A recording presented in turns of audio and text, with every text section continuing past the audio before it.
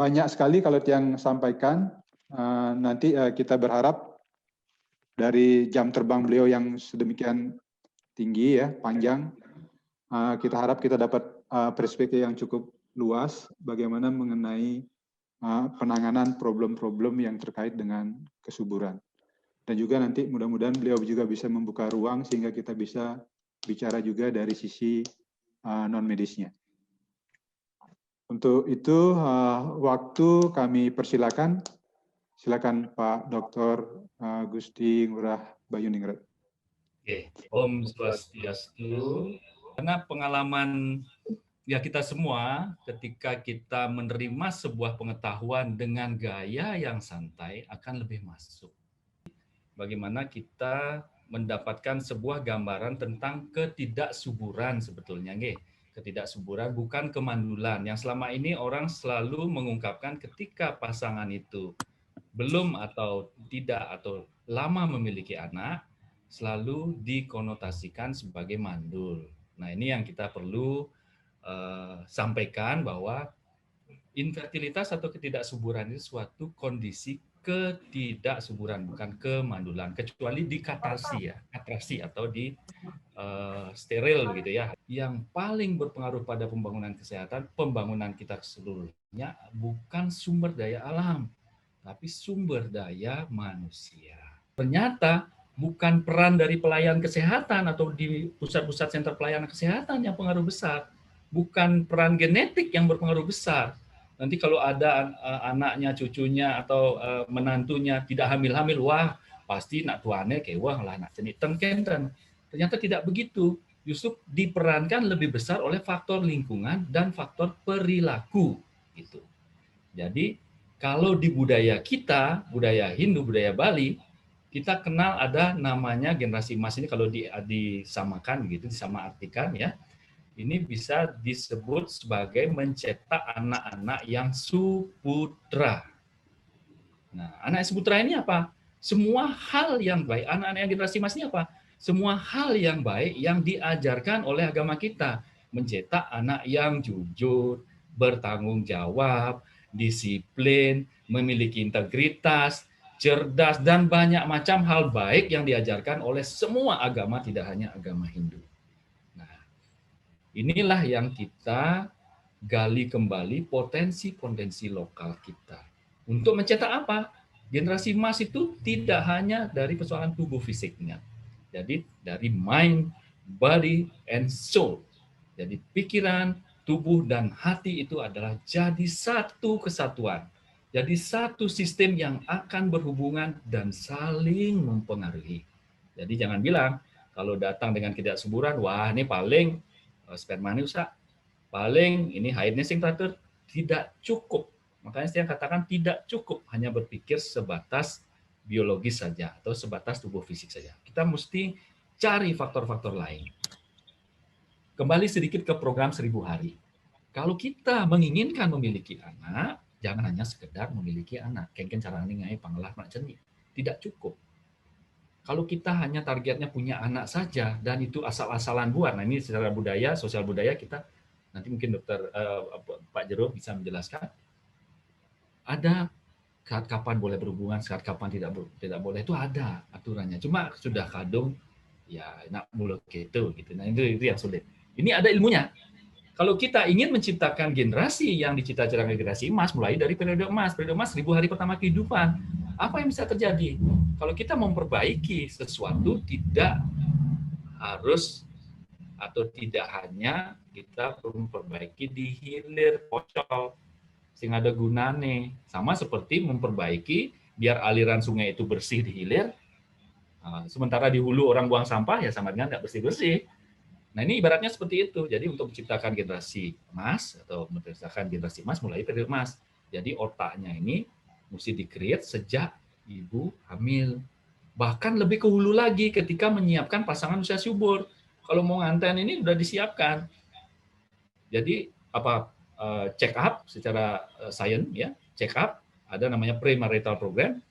Itu dicek di sana. Yang laki gimana, ada kemungkinan penyakit enggak, si ibu gimana. Golongan darah saja yang berbeda ya itu memiliki kans bayi kuning. Mungkin sering kita jumpai bayi kuning. Kan bayi kuning itu satu contoh kecil. Belum lagi penyakit-penyakit yang lain. Nah, betapa pentingnya bahwa kalau kita ingin memperbaiki generasi, perbaiki dari hulu, dari pasangan usia subur remaja. Remaja itu usia berapa? Ada yang menyebut 10, ada yang menyebut sampai 24, ada yang menyebut 15, ada yang sampai 24. Jadi sangat pendek waktu remaja itu. Ulun Muhtapuyang ini sudah bisa dibuktikan ya secara ilmiah. Ya, ini local wisdom Bali ya istilahnya. Ini istilahnya kita MRI atau kita CT scan otaknya ya, kepalanya ya. Kita menemukan pertumbuhan sel otak ini tidak sampai ke tepi tulang. Nah, berbeda dengan yang B ini, sampai ke tepi tulang. Ini ibaratnya mungkin Intel yang zaman dulu, ini prosesor yang zaman sekarang gitu ya. Jadi kecepatan berpikir, kecepatan mengambil keputusan itu tentu yang B. Bagaimana menciptakan itu? Hanya sederhana, kasih nutrisi yang bagus. Jadi jangan mengatakan bahwa apa yang terpenting buat si bayi, si anak, si ibu. Kalau gizi kurang, tetua Bali mengatakan kalau gizinya kurang, nutrisinya kurang, apa yang dibutuhkan? Butuh gizi. Jangan bahasa Bali, bahasa Indonesia. Jadi kalau nutrisinya kurang atau gizi kurang, butuh gizi. Jadi bukan di bahasa Bali, bahasa Indonesia ya. Jadi berikan gizi yang bagus karena hanya waktu ibu mengandung ditambah 2 tahun kehidupan si janin ya, si bayi di luar, di situ kita bisa mengkreasi otak si bayi bahkan tubuh fisiknya, tubuh psikologisnya. Maka selama dalam kandungan itu tubuh fisiologis kita setting. Tubuh sosialnya kalau ibunya suka marah-marah ya anaknya lahir marah-marah ya. Jangan salahkan bunda mengandung saja. Jadi aspek yang saya sebutkan paripurna itu cara mengelola, cara menata laksana kasus-kasus ketidaksuburan mestinya digarap dengan pola-pola perbaiki kesehatan tubuh fisik, perbaiki kesehatan psikologisnya, sosialnya, interaksi sosialnya, bahkan spiritual. Nah, timbullah masalah-masalah seperti ini. Suami nggak mau periksa karena sudah merasa, nah ini anak lo gitu. Yang sering saya temui di ranah praktis ya seperti ini. Yang mengatakan, ngapain saya ke sana? Kan yang menentukan hamil itu ibunya. Bukan. Nanti saya terangkan secara saintis bahwa peran laki-laki itu sama besar dengan perempuan dalam hal untuk mendapatkan kesuburan atau mendapatkan anak. Di beberapa media juga, ini kan yang trending ya tiap hari. Seorang pejabat pun mengatakan hal yang demikian, tidak ilmiah ya. Tidak ilmiah mengatakan bahwa orang yang berenang, kalau berenang sama cowok, sama bapak yang bisa ngeluarin sperma, bisa hamil. Ilmu dari mana gitu ya. Apalagi gara-gara itu, sempat saya waktu saya tugas di Poso dan di Kalimantan, ketemu saya kasus begini. Kebetulan orang kita gitu, sudah 3 istrinya. Wih miris loh, akhirnya bapak ibunya saya panggil. Ini ngobrol yuk, ngobrol Bi. Gini loh ceritanya, sampai dia mau menambah istri lagi. Yang sing nih pana emwani kel aliang win gitu. Ini kan repot. Kita mau menuntaskan problemnya dia nggak tahu. Nah inilah pentingnya kita menyampaikan pengetahuan-pengetahuan ini ya. Infertilitas berarti ketidaksuburan atau kekurang suburan begitu. Apanya yang tidak subur? Apakah 1 tahun menikah itu belum dikurniai anak itu disebut mandul? Bukan. Disebut infertil? Iya. Gitu. Jadi ini perlu penelusuran. Apa yang perlu ditelusuri ya? Apakah benar tidak memiliki anak selama kontak seksual teratur 2-3 kali dalam seminggu selama 1 tahun ya, tidak menggunakan kontrasepsi, juga tidak hamil. Nah, itulah salah satu yang diistilahkan sebagai ketidaksuburan. Cerita tentang ketidaksuburan. Kalau pasangan itu menikah baru 1 bulan, jangan berharap semuanya hamil. Dari 10 orang itu semuanya hamil ditunda. Hanya 20% saja yang hamil. Kalau sudah makin lama menikah sampai setahun, nah itu belum banyak juga, belum 100%, 85%. Jadi ini secara medis bisa dikalkulasi. Jangan berharap pernikahan itu semua akan hamil. Misalnya 10 pasangan datang ke kita, 10-10-nya hamil, belum tentu. Jadi literatur mengatakan seperti itu. Jadi makin hari faktor kesuburan kita ini akan makin turun. Jadi makin cepat menikah. Nah ini ada data yang mengatakan saat kapan menikah. Undang-undang kita sudah ada, regulasinya sudah jelas. Undang-undang mengatakan kalau wanita di atas 21 tahun boleh menikah dan punya anak. Kemudian pria dianjurkan di atas 25. 25 paling minim. Peran laki-laki di sini penting gitu, karena ketika kasus ketidaksuburan ini yang dicek pertama kali itu bukan perempuan sesungguhnya, laki-laki.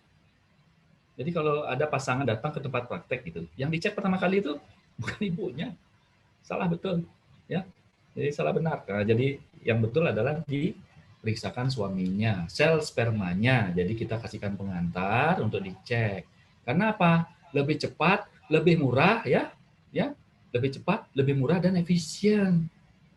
Nah, kalau itu, karena ini kan dua-duanya bisa mempengaruhi. Ingin hamil? Boleh. Tapi apa faktornya? Nah, ini kalau kita lihat proses kehamilan sudah jelas ya. Jadi mulainya tentu kan tidak di kolam renang tadi ceritanya ya. Itu mitos saja, walaupun pejabat yang bilang jangan dipercaya. Ini ilmu yang perlu dipercaya. Jadi terjadi kontak seksual secara langsung dan sperma dikeluarkan di dalam vagina atau terjadi penetrasi dan ejakulasi, ya, pengeluaran sperma. Kalau hanya penetrasi aja tidak ada ejakulasi nggak bisa dinyatakan untuk bisa terjadi kehamilan. Jadi beginilah proses terjadinya kehamilan yang harus dipahami. Jadi masuk sel spermanya ini masuk ke sini dulu, enggak sini. Di sini dia kawin ya. Setelah dia kawin terjadi pembelahan. Nah, ini pembelahannya ceritanya pembelahan, baru dia 7 hari masuk ke sini. Di rahim berkembangnya. Kalau dia tidak berkembang di rahim, misalkan di saluran sini dia berkembang, pecah ini, jadi kehamilan di luar kandungan. Atau di sini, di telurnya dia ketemu, pecah di sini, kehamilan ovarium namanya. Atau di sini, kehamilan kornu namanya.